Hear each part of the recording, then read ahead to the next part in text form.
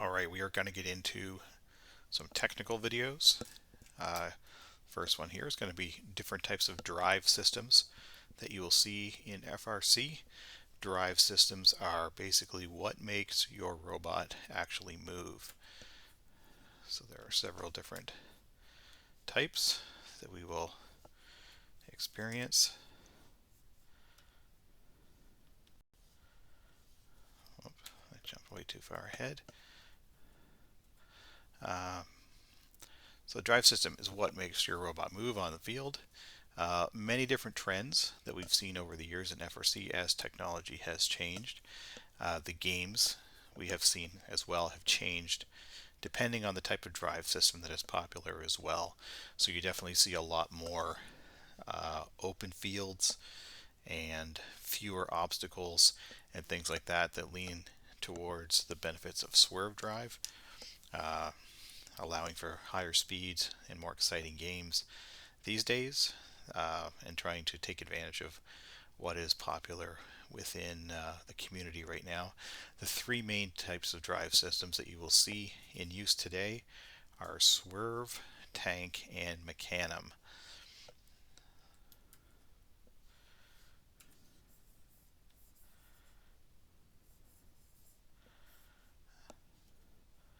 Alright, so tank drive, we'll start with that one, is the simplest of these three systems. Tank drive, as we can see in this picture here, this is our 2020 robot from 4903. Tank drive, usually 3 wheels on each side. Some systems will have up to 4 wheels or more on each side. Each side is basically connected together through chains or belts and runs off of one set of motors that control each side. So if you spin everything on both sides in one direction, you go forwards. If you spin them the opposite way, you go backwards. If you spin them at different speeds, you turn. If you spin one way and one the other way on each side, you will spin in place. So that is tank drive. You can actually buy a complete tank drive frame kit right from AndyMark. This is what is provided to rookie teams. This is the simplest drive system to put together. It actually goes together in just a few hours like this. So basically 2 motors on each side. The 2 motors control 3 wheels on each side. The 2 motors are put together into a common gearbox. 2 motors just giving more power, but they basically do the exact same thing on each side. The advantages of tank drive: it is very simple to build and program. It can be done really quickly. It is inexpensive as well. That tank drive kit there runs about $900 US plus the motors, and believe it or not, that's actually the cheapest system you can get. Uses only 4 motors, so not a whole lot of motors altogether. It can actually travel quite quickly, so very fast motion on it.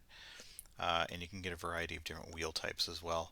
And it's good for going over top of obstacles. So any bumps on the floor or actual legitimate obstacles, you can go over those okay with a tank drive robot. And it's pretty good traction and pushing power as well. So if you're trying to play defense or you're trying to resist defense, you have pretty good pushing power and traction for that. Disadvantages of tank drive: it is far less maneuverable than other systems. If you are trying to line up to pick up or drop off game pieces accurately, it is not very good for that, because you basically have to line up from kind of a distance. You can't make fine adjustments right at the end, and you can't move sideways, or you can't strafe, which is a kind of a key aspect of avoiding defense as well.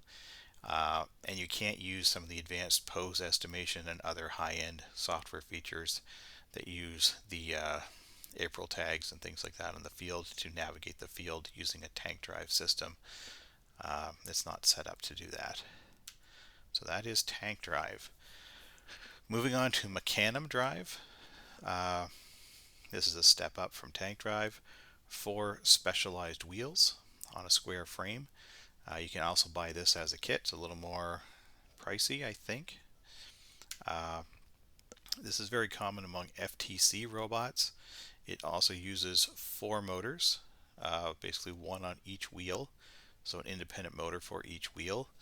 It does allow you to move sideways as well as rotate while driving at the same time, so you can rotate and translate at the same time. That's what we mean there.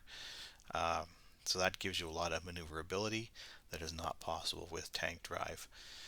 The way this works, it's kind of tricky, but basically each wheel provides a diagonal vector of motion, and how you combine those together gives you your motion. So these front 2 wheels, if you they give you vectors like this and like this, and you have to sum up all these vectors.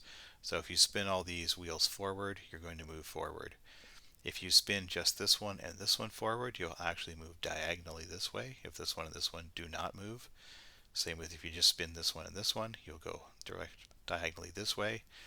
If you spin this one forward and this one backwards, this one backwards, this one forwards, you'll actually move straight sideways to the left or sideways to the right.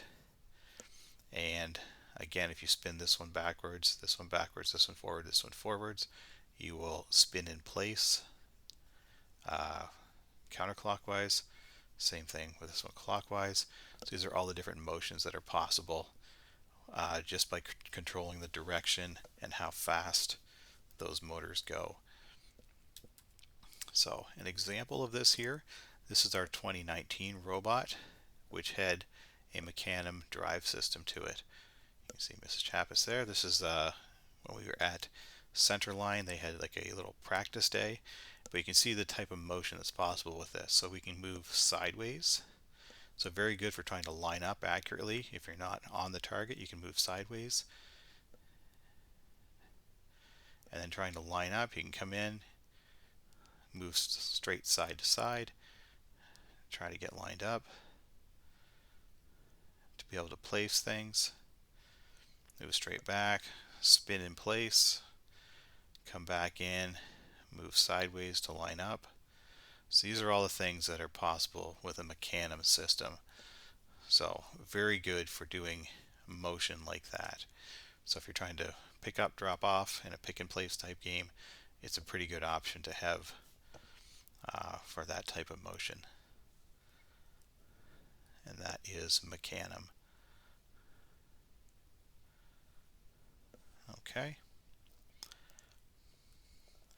The advantages of this, moves a lot like swerve drive, but it's easy to program, troubleshoot, and maintain. It is fairly inexpensive. It does use only 4 motors. But the big downside of this, because the wheels move essentially by slipping on the floor, it also gives you very little traction. So this makes it extremely easy to push around by a defending robot. A very slow overall speed compared to other drive systems. And this is not good for going over obstacles, not good for climbing inclines.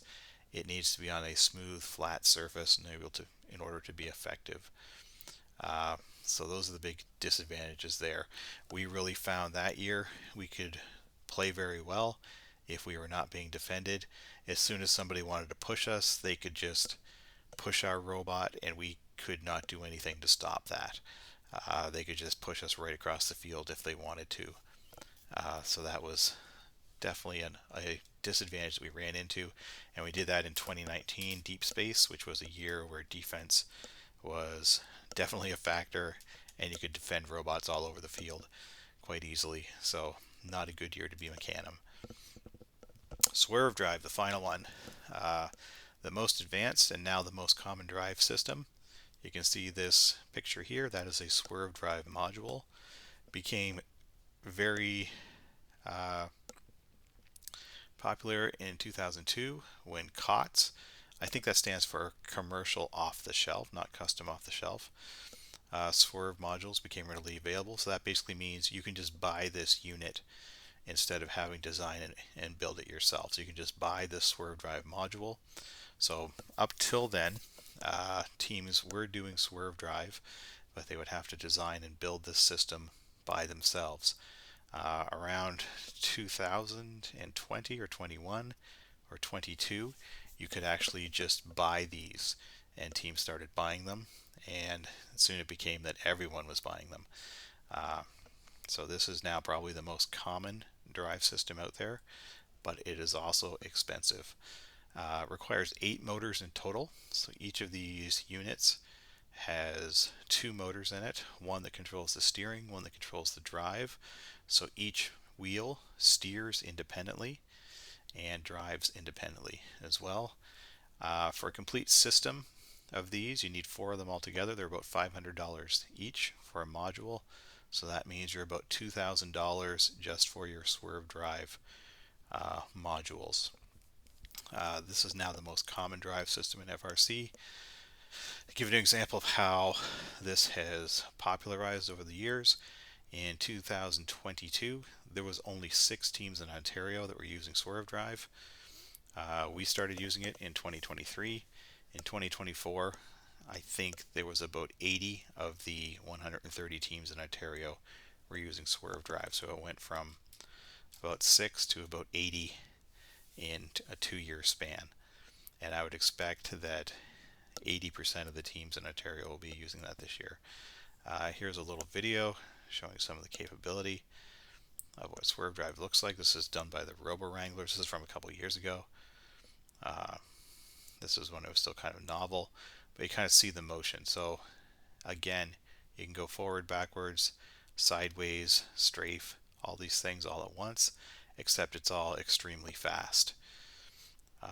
So each corner moves independently. You can see there, each wheel basically turns on its own. And you can imagine what kind of motion that gives you, as demonstrated here. This is a little demonstration video that they made.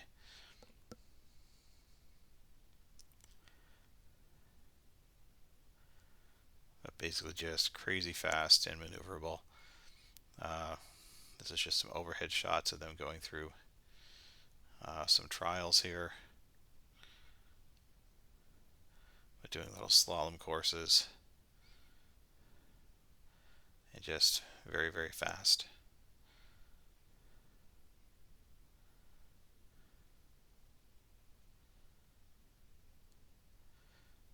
So this is really, really good. Very strong pushing power, very accurate positioning. Can basically go anywhere, do anything.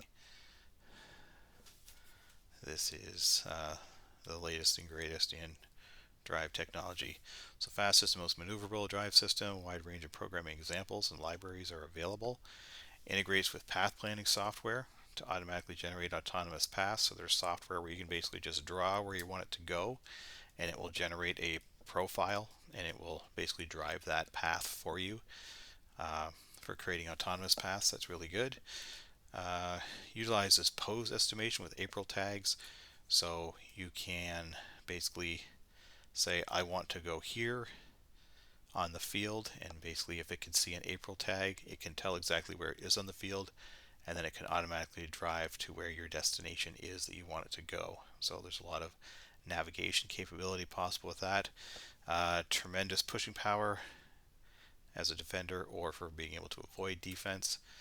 Disadvantages of this: it is expensive and it's difficult to troubleshoot. It does use 8 motors altogether.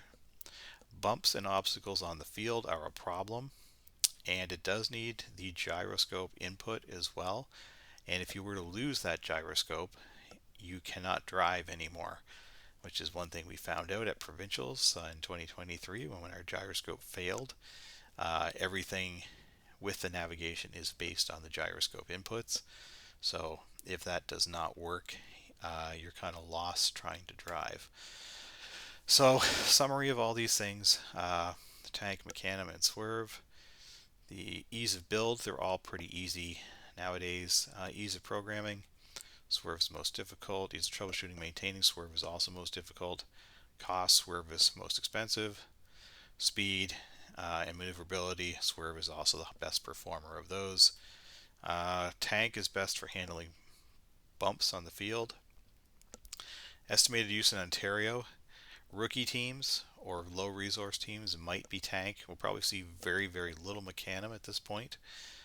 Swerve's probably going to be 80% of the teams out there. Why would we use each one? Swerve, we would use it if the game requires maneuverability and speed with a threat of any kind of defense being played, and there is not major bumps or obstacles on the field. We are probably going to go Swerve.